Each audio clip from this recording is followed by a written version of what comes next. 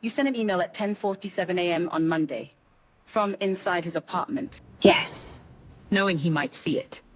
Why not wait for a safer opportunity? Because I'd spent 4 years waiting for safer opportunities. Amara looks at her for one moment, then writes something in her notebook. Neither of them smiles. They have work to do.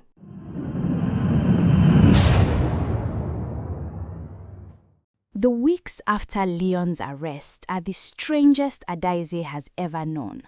Not because they are dangerous, they are, technically, the safest weeks of her adult life, but because safety, when you have been without it for long enough, does not feel like relief immediately.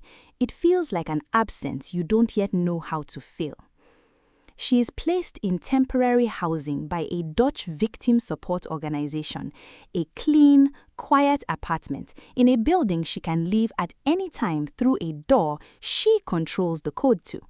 She has a caseworker named Annika who brings paperwork and excellent coffee and asks, "How are you doing today?" in a tone that makes the question feel real rather than procedural. Adaeze answers honestly when she can. Better, she says on the third day, and also strange, like I don't know what I'm allowed to feel.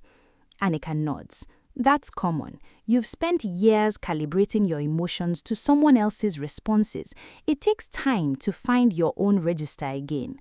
Adaeze thinks about that for a long time after. Inspector Amara Okeke arrives on day 9.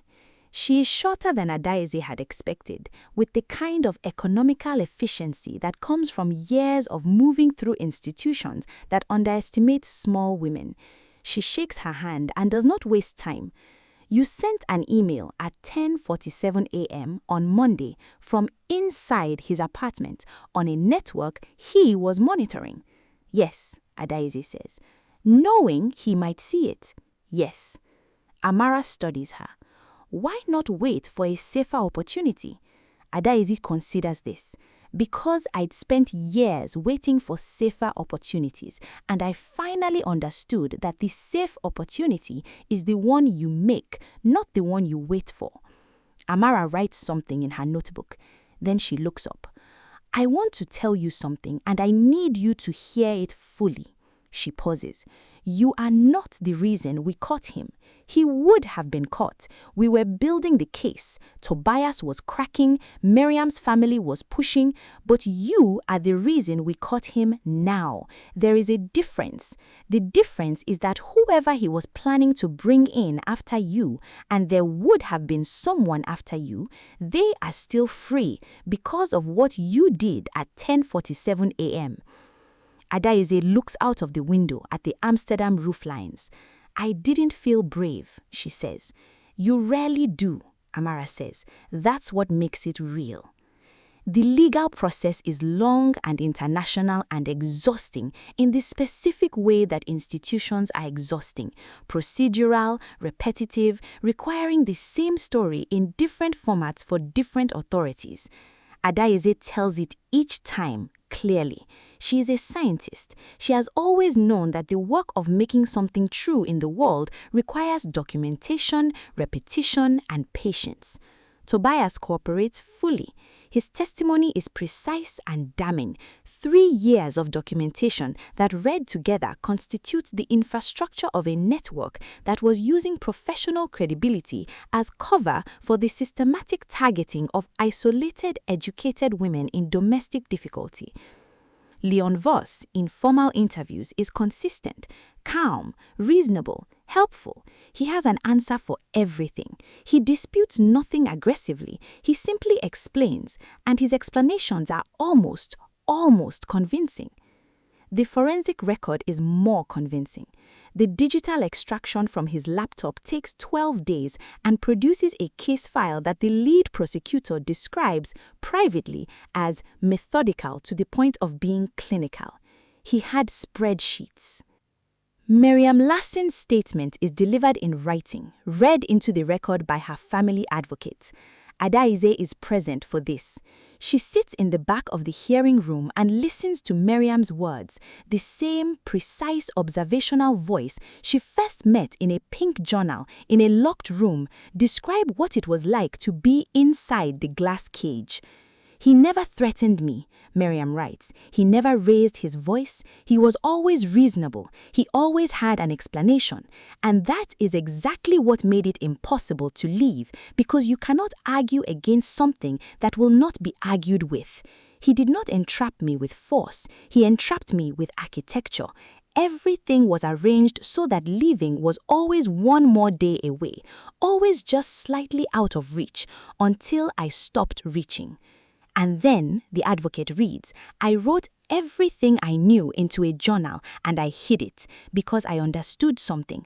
I might not be able to save myself, but maybe I could leave something true behind for whoever came next. Adaeze closes her eyes. She thinks about what it means to leave something true behind. She thinks about Miriam, who did not know if her journal would ever be read. She thinks about the version of herself that almost did not reply a message on a professional forum, that almost kept waiting for the safe moment that was never going to come. She opens her eyes. The hearing continues. Meanwhile, in Port Harcourt, Adaeze Nmachi receives a message from a law firm. Adaeze has formally initiated the dissolution of their marriage. The property, the one she found documented on the shared computer, the one with her forged signature, is listed in the dispute. Her lawyer has found a forensic document specialist. The forged signature has been flagged. Chike reads the document twice. He does not call his lawyer immediately. He sits for a while first. He remembers something she said to him once, early in the marriage before he began the slow work of making her smaller. She was talking about her fieldwork, her marine biology research. She was describing how tidal ecosystems work. The most resilient species aren't the strongest. They are the ones that adapt, they bend, they find the current and use it rather than fighting it. That's what survival looks like in nature. He remembered thinking, what a strange thing to find beautiful. He understands it now. He calls his lawyer. The verdict comes on a grey Amsterdam morning, which feels appropriate. Leon Vos is convicted on multiple counts. He stands through the sentencing without expression, which is somehow more disturbing than anger would have been. He is led out. Adaeze is outside the courthouse when it ends. She does not feel triumph. That too she files away as worth understanding. She thought she would feel something large. Instead, she feels quiet, the specific unfamiliar quality of a morning that is just a morning with nothing hidden inside it. Amara appears beside her. What happens now? Adaeze asks. For the case, now the network cases. Tobias is cooperating on the broader structure. There are 3 others under investigation in 2 countries. I meant for me. Amara looks at her for a moment.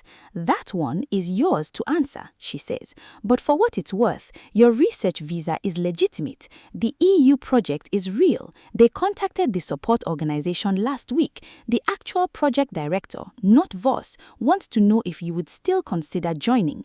Adaeze is quiet for a long moment. The marine biology project, she says slowly. Yes. She looks at the canal, at the water, which is cold and grey-green and perpetually in motion. She thinks about depth, about pressure, about what survives at the bottom and why. She thinks about Miriam's journal, about the word restricted on the back of a photograph, about the email she sent at 10:47 a.m. from inside a glass cage, knowing it might be seen. Tell them yes. 6 months later, Adaeze Nmachi publishes her first peer-reviewed paper in 7 years. It is on deep water microecology in delta systems. In the acknowledgements, she writes, for Miriam, who left something true behind. The lesson for those who needed it. Control does not always look like violence. Sometimes it looks like love. Sometimes it looks like rescue. Sometimes it looks like reason. The question to ask is not, does this feel safe? The question is, do I control the door? And if the answer is no, it is time to find the hairpin.